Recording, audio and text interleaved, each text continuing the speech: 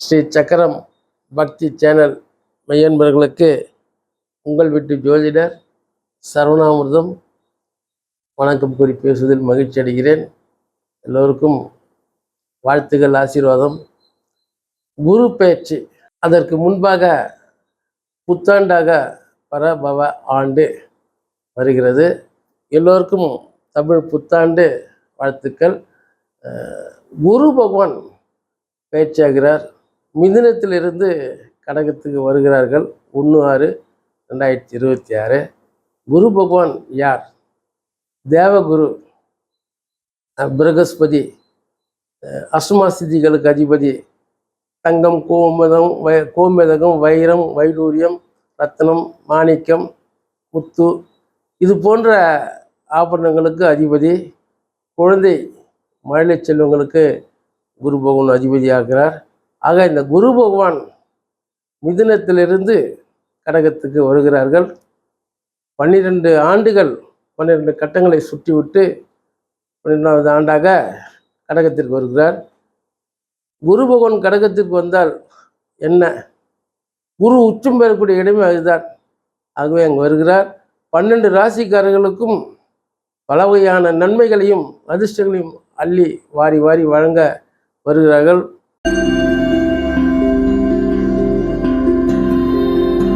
தனுசு ராசி நேயர்களே, தமிழ் புத்தாண்டு பரபவ ஆண்டின் வாழ்த்துக்கள், ஆசீர்வாதங்கள்.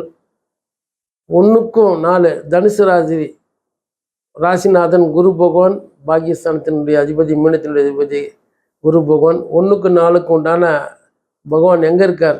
தனுசு ராசிக்கு மிதுனத்தில் 7ஆம் இடத்துல கலத்திரஸ்தானத்தில் இருந்தார். சந்தோஷத்தில் இருந்தார், மகிழ்ச்சியாக இருந்தார், ரொம்ப ஹாப்பியாக இருந்தீங்க தனுசு ராசிக்காரங்க. இருந்தாலும் பார்த்தீங்கன்னாக்கா அந்த 4ஆம் இடத்துல அந்த சனீஸ்வர பகவான் உங்களுக்கு இப்போ தான் 7 சனி முடிஞ்சது, அந்த சனி முடிஞ்சது. மறுபடியும் பார்த்தீங்கன்னாக்கா 4ஆம் இடத்துல தனுசு ராசியில் போட்டு பரட்டி வதக்கி ஆளாகிட்டு இருந்த சனீஸ்வர பகவான் அந்த ஒரு பக்கம் இருக்குது. தனுசு ராசி நேயர்கள் மூச்சு விட்டு கூட நேரம் இல்லாமல் சில சிரமங்களையும் வருத்தங்களையும் சில துன்பங்களையும் தேடி கண்டுபிடிச்சி அனுபவிச்சு வந்தீங்க. ஆனால் அவங்களுக்கு சப்தமியாக தனுசுலேருந்து மிதுனத்துக்கு இந்த குரு பகவான் அஷ்டமத்து குருவாக வரப்போகிறார். ஐயோ சார், என்ன சார் அஷ்டமத்து குரு கஷ்டமாக இருக்குமோ அப்படின்னு நினைக்காதீங்க. உங்களுக்கு ராசிநாதனும் பாகியஸ்தானத்தினுடைய அதிபதி 7ஆம் இடத்துல இருந்து இப்போ 8ஆம் இடத்துக்கு வந்திருக்காரு. அது நல்லது தானே. அது மற்றவங்க யார் எப்படினாலும் சொல்லுவாங்க, அதெல்லாம் நீங்கள் பயப்படாதீங்க, கவலைப்படாதீங்க. 8ஆம் இடத்துக்கு வந்திருந்தால் கூட அவருடைய 5வது பார்வையாக கடகத்திலிருந்து உச்சம் பெற்ற குரு பகவான் 5வது பார்வையாக தனசுக்கு பின்னாடி இருக்கக்கூடிய விருச்சிகத்தை பார்க்குறார். இது என்ன சொல்றது பார்த்தீங்கன்னா, அயன சயன சுகம், வெளிநாட்டு பயணம், வெளிநாட்டிலேருந்து பல சந்தோஷமான செய்திகள் உங்களை தேடி வரும், மகிழ்ச்சி இருக்கும். தன்னுடைய 7வது பார்வை எங்கே பார்க்குறாரு?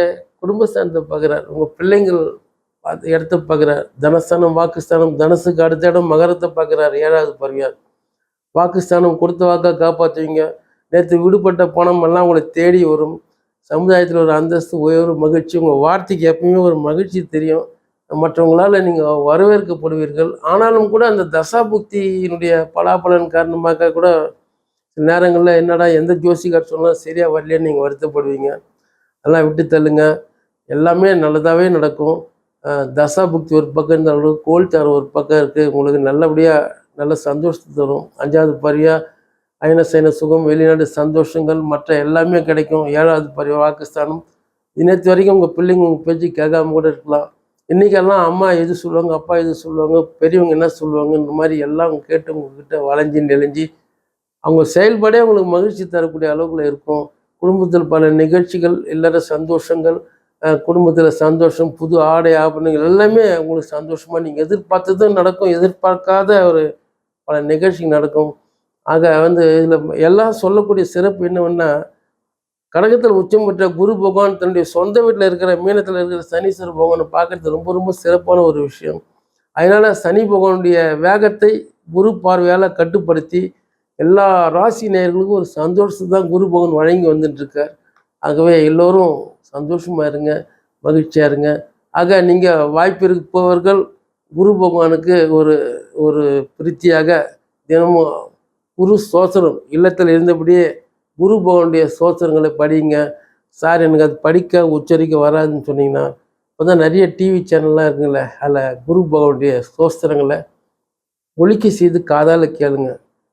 ஆக இல்லத்திலையும் உள்ளத்திலும் மகிழ்ச்சி வரணும்னா இந்த தனுசு ராசிக்காரர்கள் குரு பகவானுடைய ஸ்தோத்திரத்தை டிவிலையோ யூடியூப்லேயோ எனக்கு படிக்க வரணும்னா தாராளமாக நீங்கள் குரு ஸ்தோத்திரத்தை படிங்க. முடிஞ்சால் குருவாயூர் போயிட்டு வாங்க. குரு சம்மந்தப்பட்ட குருன்னா யார்? நமக்கு தெரியாத சொல்லித்தரது தானே குரு. ஆக உங்களுக்கு எல்லா மனிதர்களுக்கும் அவங்கவுங்களுக்கு ஒரு குரு பகவான் ஒவ்வொருத்தர் இருப்பாங்க. ஒரு உதாரணத்துக்கு என்ன சொல்லணும்னா, நீங்கள் படித்த ஆசிரியர் யாராவது இருப்பாங்க, உங்களுக்கு பாடம் சொல்லி கொடுத்த ஆசிரியர், இல்லை வித்தை சொல்லி கொடுத்த ஒரு யாரை, அந்த மாதிரி குரு ஸ்தானத்தில் இருக்கக்கூடியவங்களுக்கு நீங்கள் மகிழ்ச்சி அடையக்கூடிய அளவுக்கு உங்களுடைய செயல் இருந்தாலே உங்களுக்கு ரொம்ப சிறப்பான ஒரு பலன் தான். குரு பரிகாரம் கோயிலுக்கு போனால் மட்டுன்றது இல்லைங்க. குரு ஸ்தானத்தில் யார் யார் இருக்காங்களோ அத்தனை பேரும் அவங்களுக்கு ஒரு மரியாதை செலுத்துகிற விதமாக நேரில் பார்த்தாலும் மரியாதை செலுத்துங்க. இந்த காலத்தில் அவங்க நமக்கு அந்த உதவி பண்ணுங்க, அந்த உதவி பண்ணாங்க, இந்த குருநாதர் இப்படி அவங்கள இருந்த இடத்துல நினைச்சாலே உங்களுக்கு நிறைய லட்சுமி கடாட்சம், சரஸ்வதி கடாட்சம் கிடைக்கும். நன்றி, வணக்கம்.